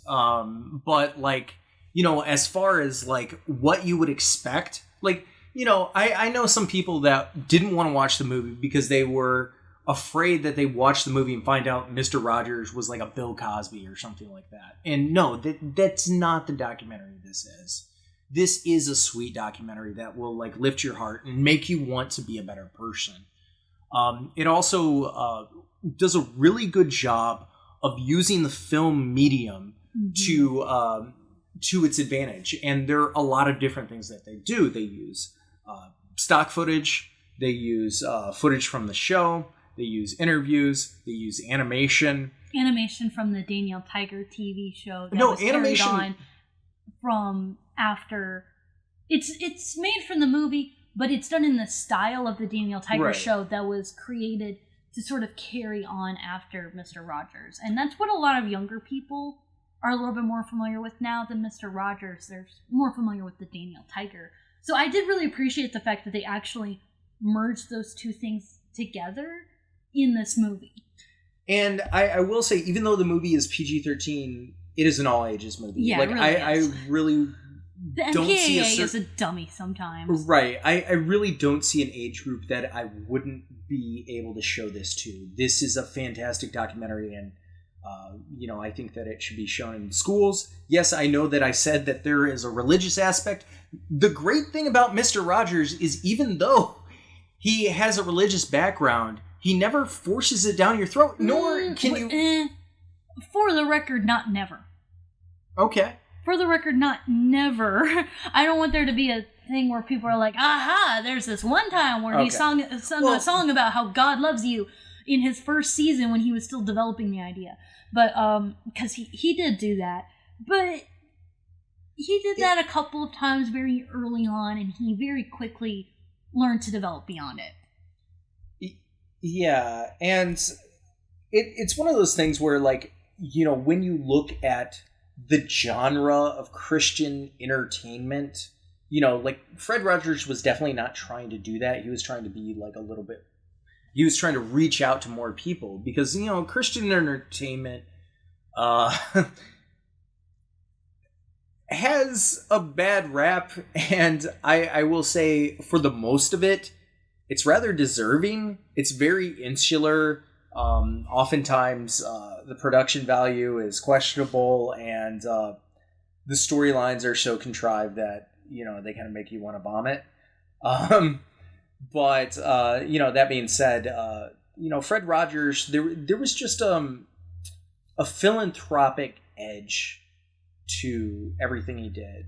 And, there was a real desire for his love of humanity. I like you just the way you are, is something that's really powerful, and something that, getting later into the film is the one thing that kind of makes you wrestle with that idea of him. But, like, I do think that he evolves from that moment in ways that certain people don't ever in life. That's true, and that is actually something that I wish that the movie was a little bit more inclusive of, is how he evolved. There are a lot of things that he kind of, from our current contemporary progressive ideals, there are some things that he kind of tripped up on early in his career. There are certain things that he wasn't necessarily wrong about, they're just more outdated today. But when you compare that to like later on in the program, how insanely forward thinking and open and just really inclusive and amazing he was, the show kind of tends to focus more on how great he was later on in the series. But if you look at him early on, it's a little bit more janky. There's a lot more hiccups in his writing and in his performance and in the quality of the program. And I wish that there was a little bit more about like how he kind of transitioned, through all of that. What I do really enjoy about the movie, though, is this does kind of have to be attributed to the way the film was made. The film itself was made in such a strong spirit of Mr. Rogers that they are able to take even the weaknesses and the darker elements that have to be admitted in the documentary, and they frame it more in a way of learning from his mistakes, as opposed to look at how evil Fred Rogers was, or trying to be like, oh look, even the amazing Mr. Rogers said that, like, hey, you can't be, like, I'm gonna go ahead and just put this out there, you can't be openly gay on our show, that's not okay. They didn't really frame it as a, like, well, Mr. Rogers said, so he was clearly in the right, or Mr. Rogers said, and that shows how evil he is. It's more of a thing of, like, let's take this as a lesson and learn from that and grow past that. It's more of that element of his spirit that's so concerned with how to make the movie that makes you watch it and go like, man, I just really want to be a better person and do more good in this world. And obviously a big part of that is from Fred Rogers, but a lot of it comes from the director for this documentary. Mm-hmm. Who did 20 Feet from Stardom, which is... I didn't see. I did not see that. I'm not necessarily really interested in seeing that. Nothing against it, but just... I'm not super hardcore into the music industry. And for me, my number one film of the year, I knew this was the best film of the year when I saw it. Just straight up, nothing topped it. Nothing topped it. It's going to be one of my favorite movies, probably for the rest of my life. Blind Spotting. Really amazing, amazing film. It was written and stars Daveed Diggs from Hamilton fame. He won a Grammy and a Tony for his performance in Hamilton. And his friend Raphael Casel, I think is how you pronounce it. They're both extraordinarily talented musicians, and as it turns out, really amazing writers and performers. This film is actually very much in the style of another one of my all-time favorite films, By Hook or by Crook, which is an independent film. It's made here in Austin, Texas, in large part because of the creator of the band Tribe 8, one of my favorite bands. It's another movie where it was written by and starred the two leads in the movie, and it's a lot about their friendship with each other and their struggles with their identity. By Hook or by Crook, it's about trans men, and in Blind Spotting, it's about their racial identity, but it's also a lot more complicated than that, which is what makes it really, really interesting. Pretty obviously, Daveed Diggs is black, Raphael Casel is white, and they do kind of talk a little bit about, not talk a little bit, they talk about with great potency the differences in their lived experiences because of their race in one just really knockout phenomenal scene they put a lot out there on the table. But most of the movie is more about what they have in common, and not in a kumbaya, we can learn to come together through our differences, but because they're raised in the same place, they're best friends, and they have more in common, and they do more to support each other than they have differences that they need to learn to overcome, or some silly nonsense like that. Like Sorry to Bother You, and unfortunately, like Bodied, which is one of the worst things I saw this year.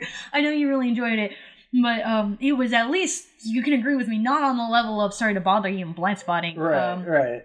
But it's another Oakland film. The West Coast Atlanta, as they say in my city, which, again, another phenomenal soundtrack. It kills me so bad. It's not a soundtrack, but they came out with an EP. It's called the Colin EP.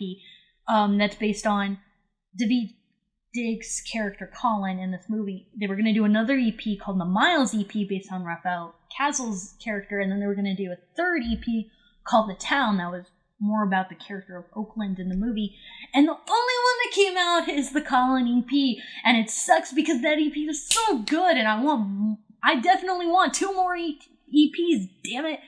Music is so good. Blindspotting just had so much to say. It's so fascinating. It's so nuanced. The writing is so sharp.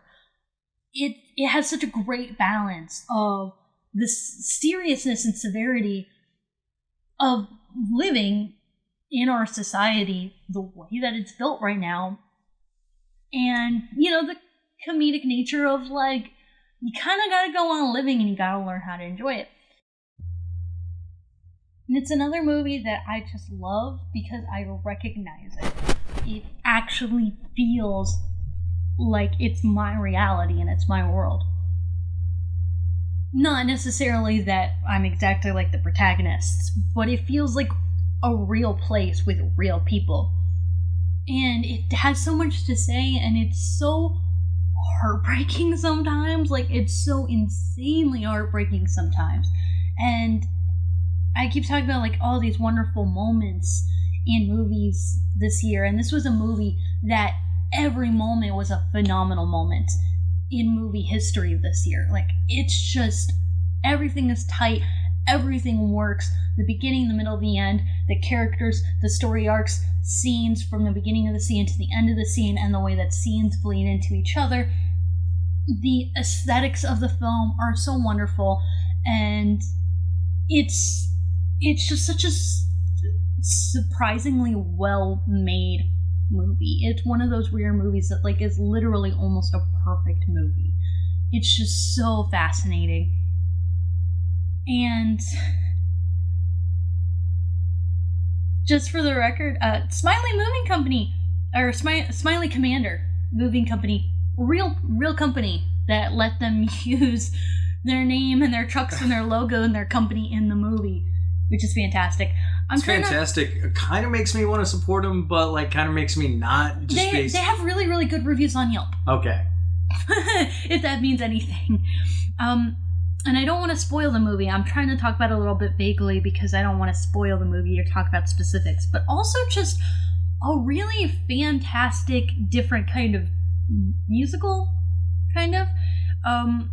It's a movie that I really appreciate because if you were to write on paper a movie where the climax of the film revolves around a rap battle, sort of, more of a one-sided rap battle, but, like, the character has to rap his feelings, that sounds really dumb. But the movie has so much set up in advance to make that moment feel more natural. And there's a lot of really fun moments throughout the movie where, they're freestyling, and it builds up to this really great payoff, but also just the meat and the substance of what's going on in that scene is just so intense. And it has such a great build up and a great burn through the whole movie, and that moment is just, like, heart arresting. I cannot speak highly enough about everything with this movie. It's also first time director, which this is a really promising directorial debut, but I personally feel like a lot of it goes into the writing and the performances.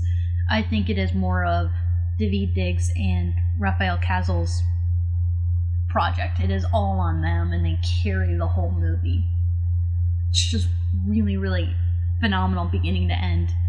Open and shut case. Yeah, it was a phenomenal film. I absolutely loved it, and I gotta say, it was the one film that made me the angriest about MoviePass. Yeah! Oh my god, stupid MoviePass, because best movie of the year, and MoviePass was marketing for it and advertising for it, and none of their showtimes were functioning. Mm-hmm. They literally wouldn't let you see this movie with MoviePass. Yeah, and it was bullshit. It was such bullshit. Yeah, so I mean, that was my real beef with that. Yeah, and it's one of those things where I hate to include this into this, but I really feel that more people should watch this movie. I recommend it to everybody. Everybody still hasn't seen it. Mm-hmm. It's frustrating. And it's like, what do I have to do to convince you to actually watch this movie?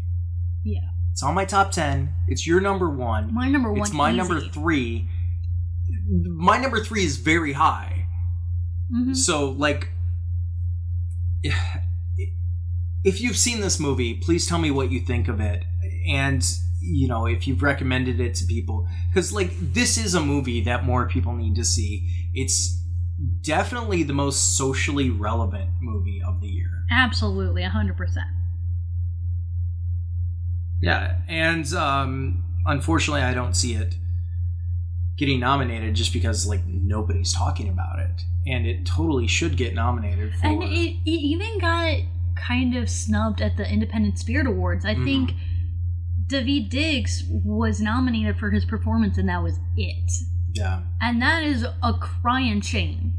Yeah. The Independent Spirit Awards has much better nominees than the Oscars generally do, and what it looks like it's shaping up to be with the Oscars shortlist right now.